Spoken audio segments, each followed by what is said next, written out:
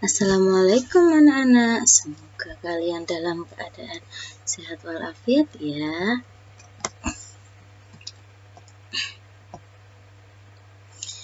Kita akan belajar IPS, tentu pembahasan soal-soal ya.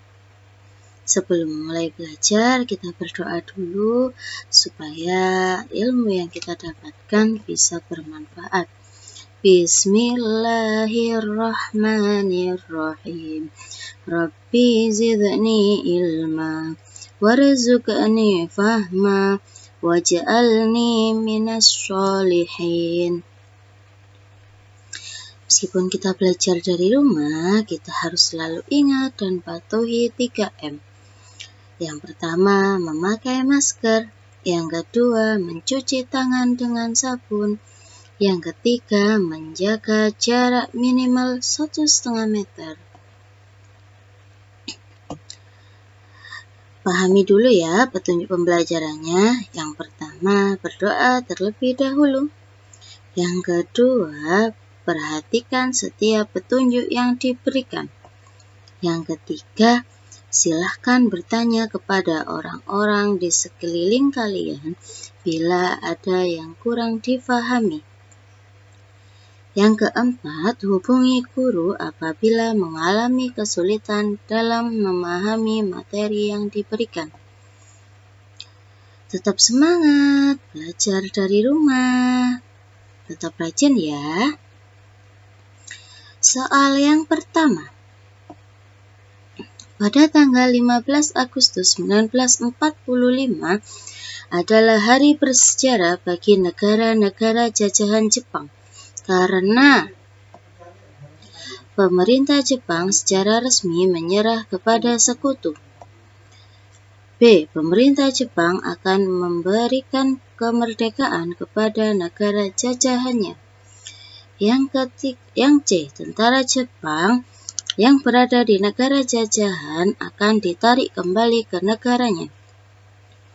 Yang D. Pemerintah Jepang akan mengirimkan bantuan kepada negara jajahannya. Jawaban yang benar adalah A. Pemerintah Jepang secara resmi menyerah kepada sekutu.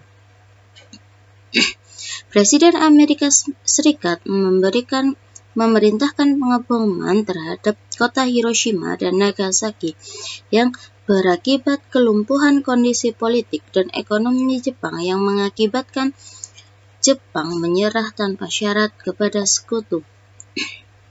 Soal yang kedua.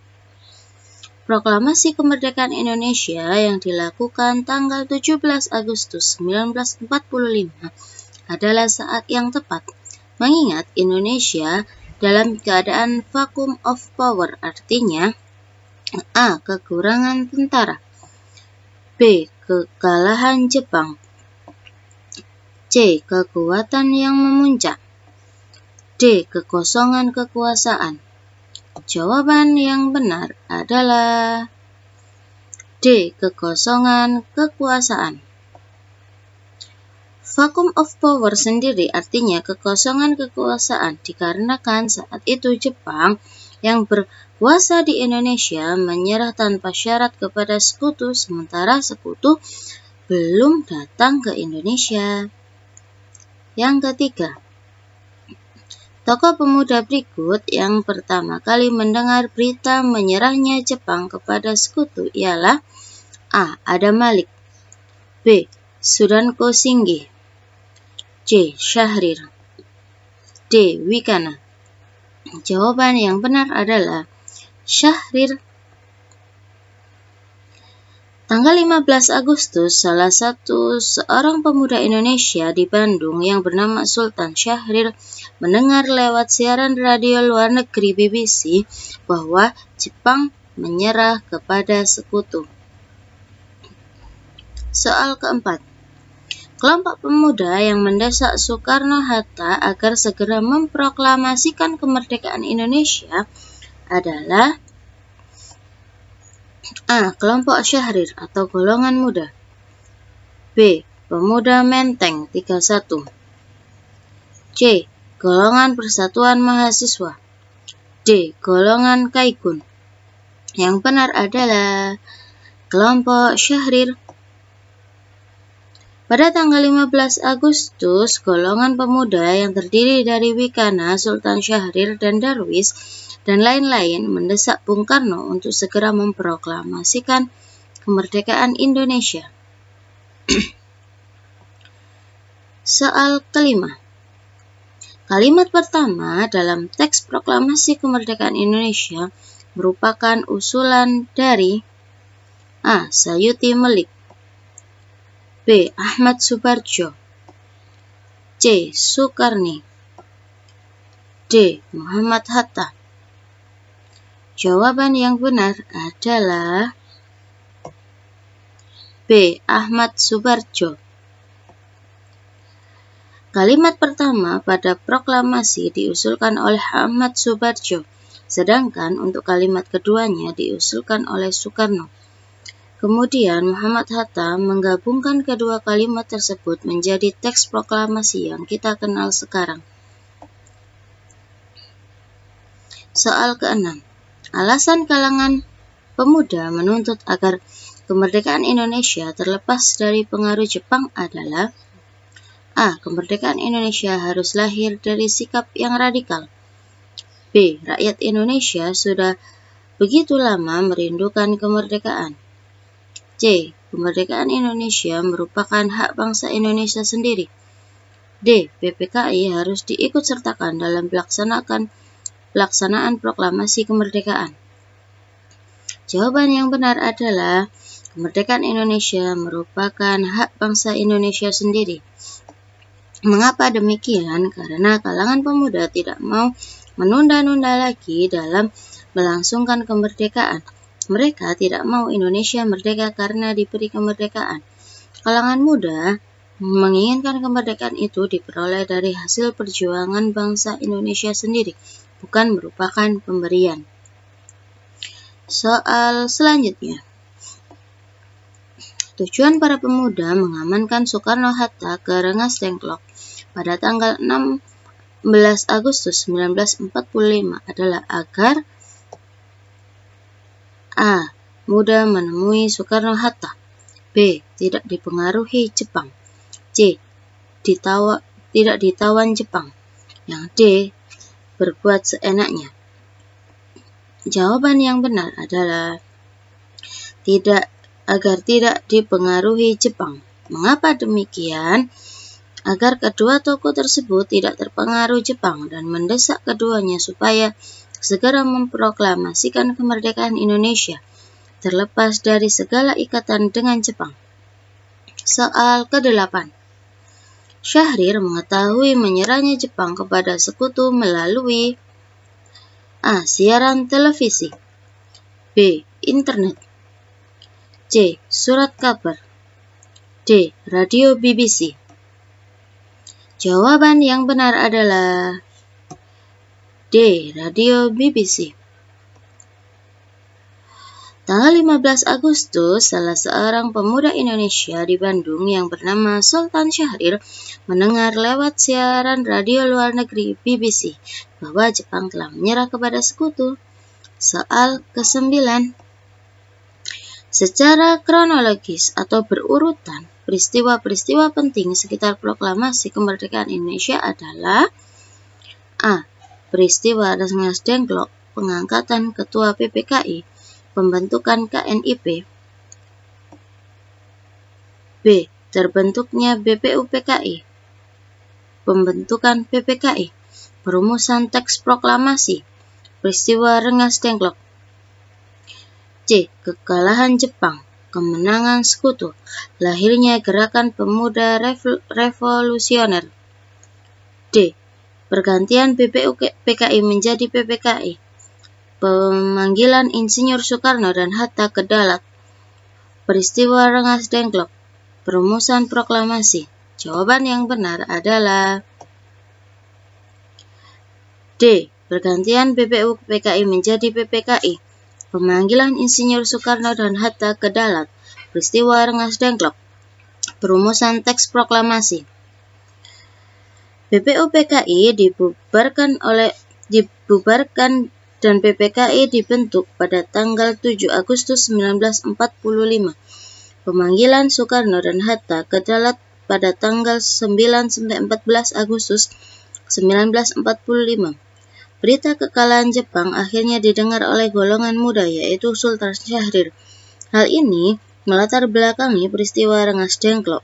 Malam harinya, teks proklamasi disusun oleh Soekarno di Rumah Laksamana Maeda pada tanggal 16 Agustus 1945. Soal ke-10. Dalam segi hukum, pembacaan teks proklamasi kemerdekaan Indonesia menandai a. Digantikan tata hukum kolonial dengan tata hukum nasional. B. Indonesia tidak lagi menggunakan semua kebijakan yang ditinggalkan oleh kolonial. C. Hukum buatan kolonial harus dihapus dan diganti dengan hukum nasional. Semua tatanan hukum yang ada di negara Indonesia harus sesuai dengan cita-cita proklamasi. Jawaban yang benar adalah C. Hukum buatan kolonial harus dihapus dan diganti dengan hukum nasional. Proklamasi menandai awal berlakunya hukum nasional dan akhir berlakunya hukum kolonial. Proklamasi sebagai titik awal dari bebasnya penderitaan rakyat, mulai kemiskinan, ketidakbebasan, kebodohan, hingga sistem kerja paksa. Soal ke-11. Tentara Indonesia dan Badan Perjuangan tidak mau berunding dengan Belanda karena ingin a. Membuat malu Belanda di mata dunia internasional. B. Menunjukkan kekuatan dan kemampuan militer Belanda. C. Meyakini rakyat Indonesia akan kemampuan militernya. D. Merdeka 100%. Jawaban yang benar adalah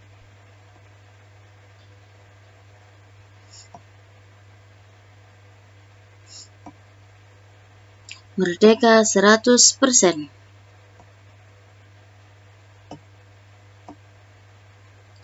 Soal ke-12. Tokoh Nica yang melakukan pembantaian terhadap hampir 400 orang penduduk tidak berdosa di wilayah Sulawesi Selatan adalah a. Letkol Carmichael. B. Brigjen T.E.D. Kelly. C. Kapten Westerling. D. Mayor A.G. Greenhalgh. Jawaban yang benar adalah C. Kapten Westerling. Pembantaian Westerling adalah sebutan untuk peristiwa pembunuhan ribuan rakyat sipil di Sulawesi Selatan yang dilakukan oleh pasukan Belanda Depot Special Teroepen, pimpinan Raymond Pierre Paul Westerling. Peristiwa ini terjadi pada bulan Desember 1945 sampai Februari 1947 selama operasi militer counterinsurgency.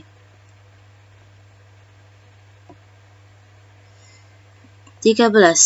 Pertikaian antara tentara Nica dengan tentara Indonesia di Palembang dipicu oleh rumah penduduk digeledah secara paksa. B. Pengibaran bendera Belanda di Balai Kota Palembang. C. Penurunan bendera merah putih di sepanjang jalan. D. Penginjakan lambang bendera merah putih oleh tentara Belanda. Jawaban yang benar adalah rumah penduduk digeledah secara paksa. Ketegangan antara pemuda Indonesia dengan Belanda dimulai sejak rumah penduduk digeledah secara paksa oleh pasukan Nica. Soal ke-14. Kolonel Sudirman menjadi pemimpin TKR untuk menggantikan posisi dari Sudirman.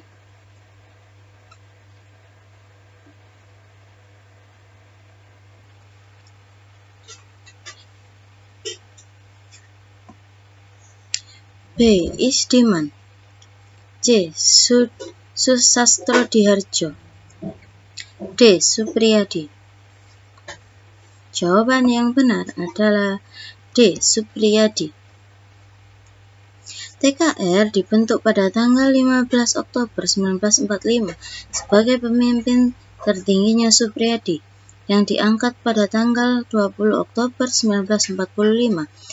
Tetapi Supriyadi tidak pernah muncul sehingga TKR menggantikan konferensi yang dihadiri oleh Panglima Divisi dan Komando Raimen. Hasil konferensi adalah terpilihnya Kolonel Sudirman, Panglima Divisi 5 Komandemen Jawa Tengah, sebagai pemimpin tertinggi TKR pada tanggal 18 Desember 1945 dengan pangkat jenderal. Soal ke-15. Di bawah ini yang bukan tindakan provokasi Inggris terhadap warga Surabaya yang menyebabkan terjadinya ketegangan antar Inggris dan Indonesia adalah A. Penyebaran pamflet yang berisi penyerahan senjata warga Surabaya. B. Pengibaran bendera Inggris di Balai Kota Surabaya. D. Penyerangan penjara Kalisosok. D. Pendudukan Pelabuhan Tanjung Priuk. Jawaban yang benar adalah D. Pendudukan Pelabuhan Tanjung Priuk. Pelabuhan Tanjung Priuk merupakan pelabuhan yang berada di salah satu kecamatan yang terletak di Kota Jakarta Utara, Provinsi DKI Jakarta. Soal ke-16. Perhatikan negara-negara berikut. 1. Malaysia, 2. Singapura, 3. Thailand, 4. India. Negara-negara tetangga Indonesia ditunjukkan oleh nomor A. 1, 2, 3, B. 1, 2, 4, C. 1, 3, 4, D. 2, 3, 4. Yang benar adalah 1, 2, dan 3. Berikut yang merupakan negara-negara tetangga Indonesia: Malaysia, Singapura, Thailand, Filipina, Kamboja, Myanmar, Laos, Vietnam, Brunei Darussalam, dan Timor Leste. Soal ke-17. Negara di Asia Tenggara yang mendapat julukan sebagai negara gajah putih adalah A. Thailand, B. Vietnam, C. Laos, D. Kamboja. Jawaban yang benar ialah Thailand. Mengapa demikian? Bagi masyarakat Thailand, gajah putih disebut suci, yang merupakan simbol kekuasaan kerajaan. Semua gajah putih yang terdapat di kerajaan harus diberikan kepada Raja Siam. Begitu pula Raja Thai. Semakin banyak gajah putih yang dimiliki raja, maka semakin besarlah kekuasaan dan semakin berjaya kekuasaannya. Karena tradisi ini, maka negara Thailand dijuluki sebagai negara gajah putih. Soal ke-18. Port Moresby adalah ibu kota dari negara A. Papua Nugini, B. Timor Leste, C. Filipina, D. Vietnam. Jawaban yang benar adalah A. Papua Nugini. Port Moresby adalah ibu kota terbesar sekaligus pusat retail atau konveksi di negara Papua Nugini. Soal ke-19. Bahasa yang ditetapkan sebagai bahasa kebangsaan Thailand adalah bahasa A. Inggris, B. Portugis, C. Thai, D. Melayu. Jawaban yang benar ialah C. Thai. Bahasa Thai atau bahasa Siam adalah bahasa resmi yang digunakan di Thailand. Bahasa ini dalam bahasa Thailand disebut Bahasa Thai, yang berarti bahasa rakyat Thailand. Soal ke-20. Rakyat Singapura hidup dari hasil A. Pertanian dan peternakan, B. Perdagangan dan perindustrian, C. Perikanan dan perkebunan. D. Perdagangan dan peternakan. Jawaban yang benar adalah perdagangan dan perindustrian.